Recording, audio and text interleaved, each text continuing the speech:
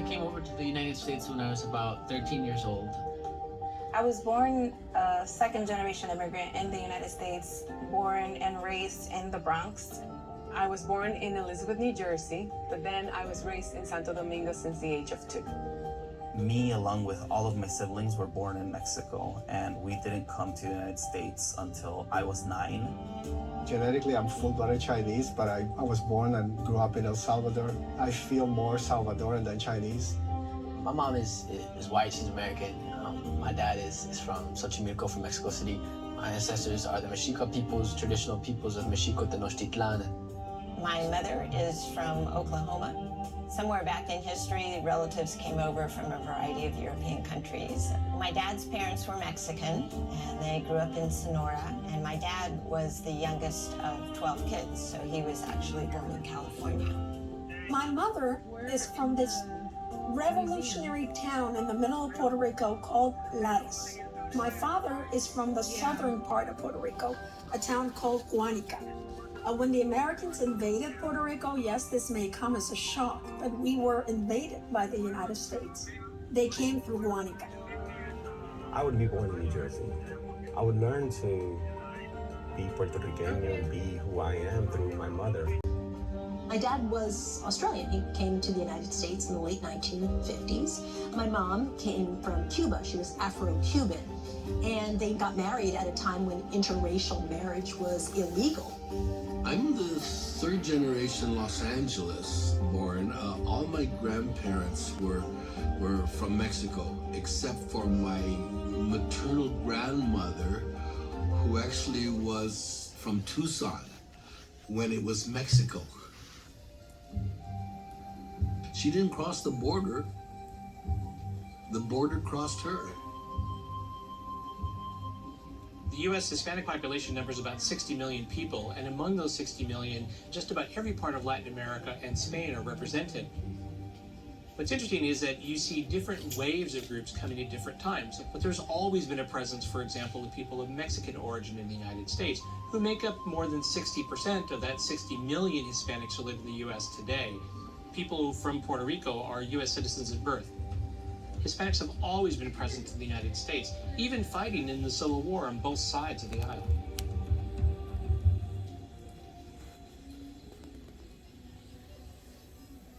When my father went to school, he started school, he could not speak English, he could only speak Spanish, and he was punished for speaking Spanish. We had our mouths washed out with soap. We were taken aside for speaking Spanish. They would not allow me to speak Spanish at home, so my Spanish is very poor. From Papi, I had to go on to call him Daddy all my life, and my mother, I couldn't call her Mommy, I had to call her Mother till the day she died. My dad felt it just wasn't important for us. Success came for his generation by speaking English, even though his mother only spoke Spanish. My mom was actually the one that tried to get us to learn Spanish because she thought it was important, even though she wasn't Hispanic. For my dad, a lot of the work that he did was physical labor, so that didn't require him to speak English. And since his priority was to provide for us, maybe he didn't see the full necessity to understand it. Learning English when you are 30-something is very different than learning English when you are a teenager. And of course, I carry with pride my accent. My grandmother only speaks Spanish, and that hasn't kept her from letting me know how much she loves me, but it definitely has kept us from growing our relationship. I've never had a full conversation with my grandmother. We did not speak English inside the house because everybody inside the house needed to understand what we were talking about. So English was the secondary language and a way of maintaining generations together, meaning having my grandmother understand what we were talking about and relate to her. We spoke Spanglish, un poquito de español, un poquito de inglés. Seguro que yes. I think it's not enough to just speak one or the other. I think it's so much fun to speak both of them and to mix them all together. El idioma es sumamente importante, nos define, porque hay cosas que no se pueden decir más que en español, y hay cosas que no se pueden decir más que en inglés. Mi primer idioma es español. My first language is Spanish. My first word was avestruz. That's what my parents tell me anyways.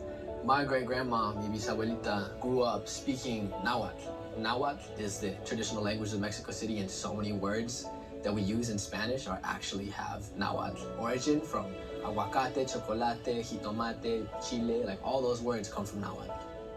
Whatever culture you come from, I think you should be able to speak the language.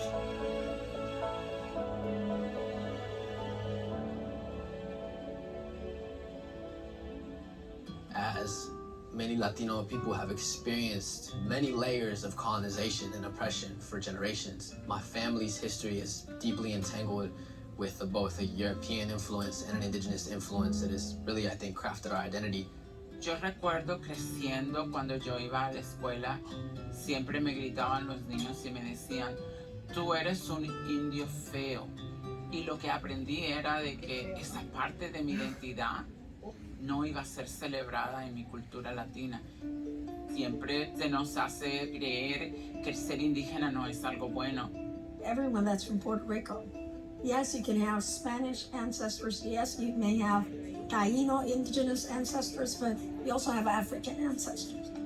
I identify as a Black Latina, and there's a lot of friends that would say, you're not Black. And then I'd have to go and argue that the first ships of enslaved people landed in Brazil and in the Caribbean. Who is anyone to deny me my Blackness? It was within my grandmother's memory that the whole Southwest, including California, Nevada, New Mexico, Texas, Arizona, Utah, all were part of Mexico. So my grandmother, born in 1891, would think of California as Mexico en el Norte. So we're talking about essentially a recent loss of a third of the territory of Mexico to the United States. And why young people say, we didn't cross the border crossed us. My family, they're very pro-America, and that we should assimilate and all that, of course. But they also believe in not forgetting where you're from. I'm an American, proud to be an American citizen, and I'm also Puerto Rican, proud to embrace and celebrate my heritage. My great-grandfather was a sugarcane plantation worker. And I say that with a smile. I don't know why, because that's tough work for 50 cents a day. My dad was a policeman, LAPD, 30 years. Always emphasized education. You're going to college, you're going to school, blah, blah, blah. I'm not paying for it, but you're going to college. I didn't want to go to school, and I was probably like 14 years old, and I was starting to rebel, and my father showed me his hands, and he said, soy un obrero. You could either choose to work with your hands, or you could choose to work with your brain. A lot of us with disabilities or differences, I believe, feel we have to work twice as hard to get half as far. I was the first one in my entire family to graduate with a bachelor's degree. People had this impression of who goes into science and engineering, who becomes an astronaut. And it wasn't anybody that looked like me. And because of that, people that you meet, often professors in college or people that you work for, they don't have very high expectations of you. Even though there are people that discourage you along the way, there's also been wonderful people who've been very encouraging as well. The number of Hispanics attending college, whether 2-year or 4-year institutions, has reached a record high. And particularly for Hispanic women, 1 in 5 of those ages 25 to 29 have a college degree.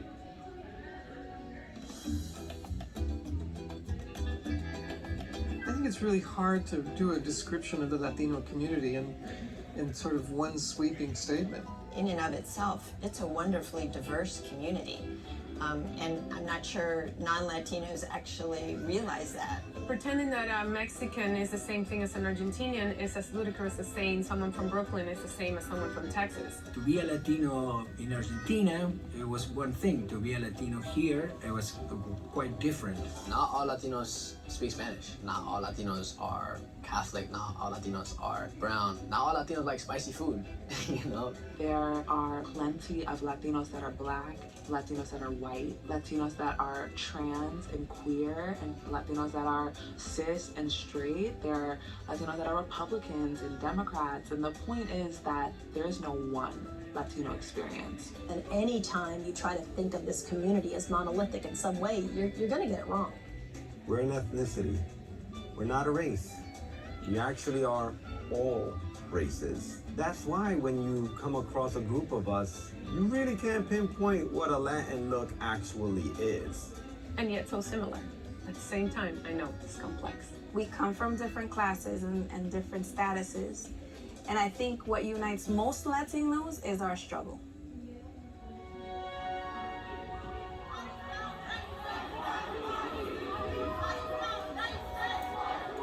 Most people probably in the Latino community in the US have had at some point in their lives the experience of feeling excluded. Siento que muchas veces fui más discriminada por ser latina que por ser una mujer trans. You know, we keep dividing ourselves between Dominican and Cubans and Venezuelans and Uruguayans and Mexicans and Puerto Ricans. And when they're gonna discriminate against us, they lump us all together. The need to have a strong voice. I think that's what unifies us. I learned one thing about the Latinos, that they all want their children to succeed. The thing that really unites all Latinos is a love of family. What is that thing that makes us one group?